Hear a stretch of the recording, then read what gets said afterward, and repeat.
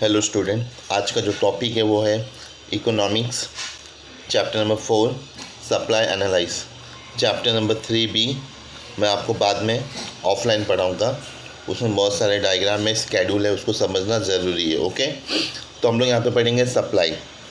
Supply related होता है seller से, प्रोड्यूसर से, मैन्युफैक्चरर से। याद रखो। Introduction. The supply is an important as the study of demand. Supply is a fundamental economic concept that describes the total amount of specific goods or service that is available to a seller. Supply is a fundamental economic concept. ये economic concept है supply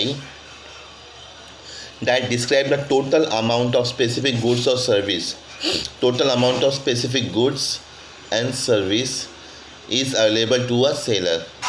जो goods होता है, जो service होता है, ये available रहता है सेलर के लिए और सेलर इसको पहुंचाता है कस्टमर तक। Okay, the total amount of goods और service available for the sale at any specific price is known as supply. जो गुड्स और सर्विस है सेलर उसे स्पेसिफिक प्राइस में कस्टमर को देता है, उसको बोलता है सप्लाई। ओके, ये इंट्रोडक्शन था। सप्लाई में 3 चीज़ होता है, याद रखना।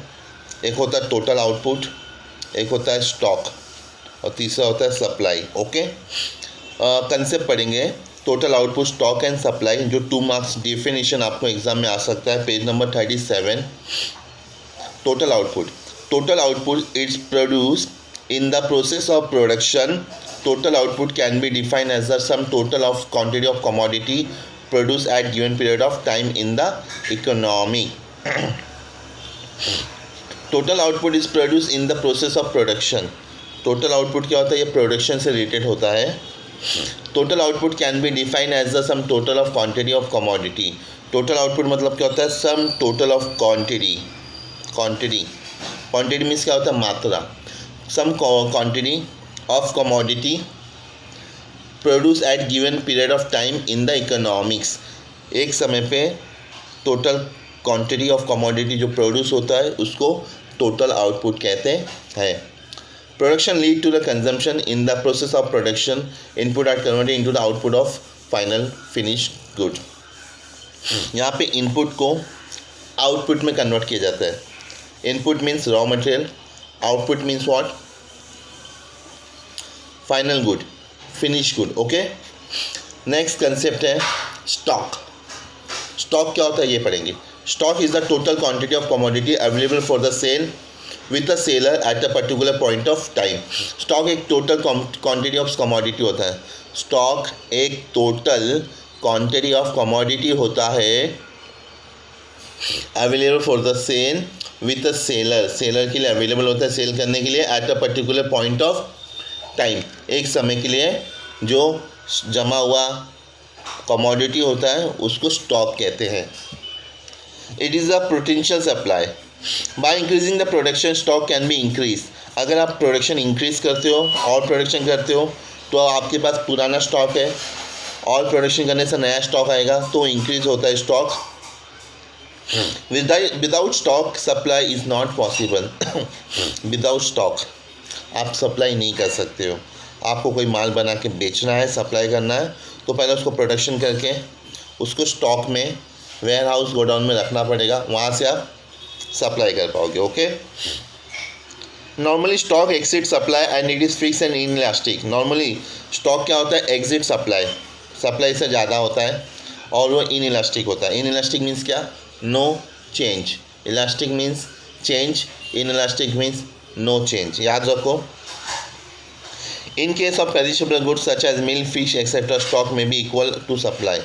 अगर पेरिशेबल गुड्स है, दूध, मछली, we can say that fish and milk, ये जल्दी ख़राब होने वाले हैं तो उसको हम लोग स्टॉक में नहीं रख सकते, उसको तुरंत बेचना पड़ता है, तुरंत सप्लाई करना पड़ता है। Okay, on other hand durable goods, furniture, garment, stock can exit the supply. अगर वो फर्नीचर है, गारमेंट है, कपड़े हैं तो उसको हम लोग रख सकते हैं, ड्यूरेबल है, लॉन्ग टाइम के लिए रख सकते हैं। ओके, स्टॉक में रख सकते हैं। थर्ड आता है supply. Supply is a relative terms it is always express in relation to price, time and quantity. Supply एक रिलेटिव टर्म है, ये प्राइस, क्वांटिटी एंड टाइम से रिलेटेड होता है। ओके, मीनिंग ऑफ सप्लाई पे आएंगे अब। The word supply implies the various quantity of commodity offered for the sale by producer during a given period of time at a given price। यहाँ पे producer supply करता है total commodity, okay, total quantity of commodity at given price, एक price पे उसको supply करता है। It is related to time and price. Supply is a flow concept, एक टाइम और प्राइस पे रिलेटेड होता है। सप्लाई क्या है? फ्लो कंसेप्ट है, मीन्स फ्लो हमेशा प्रोडक्शन होगा सप्लाई होगा, प्रोडक्शन होगा सप्लाई होगा। It refer to the amount of commodity that the firm produce and offer for sale in the market over period of time.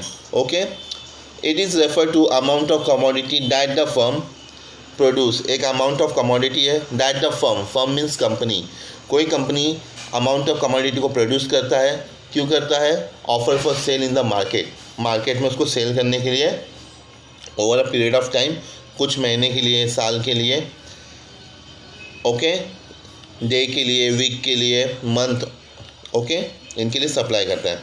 आप यहाँ पे डायग्राम देख सकते हो। डायग्राम में आपके पेज पे एक पेड़ है, पेड़ में फल लगे, वो स्टॉक है, और एक सेलर है जो फल को बेच रहा है, वो सप्लाई है। ओके, डेफिनेशन पे आएंगे student. According to the Paul Samuelson, supply refer to the relation between the market price, the amount of goods that producers are willing to supply। Paul Samuelson बोल रहे हैं supply refer to the relation between the market price and the amount of goods that producers are willing to supply। Price and supply, इसमें एक relation होता है। Price कम है, supply ज़्यादा है, सप्लाई कम है, प्राइस ज़्यादा है। Okay, supply refer to the quantity of commodity that a seller is willing and able to offer for sale at given price during a certain period of time। For example, a farmer total output of rice is 44,000 kg. This is the total stock. If the price is ₹40 per kg, the offer 1,000 kg for sale. This is the actual supply।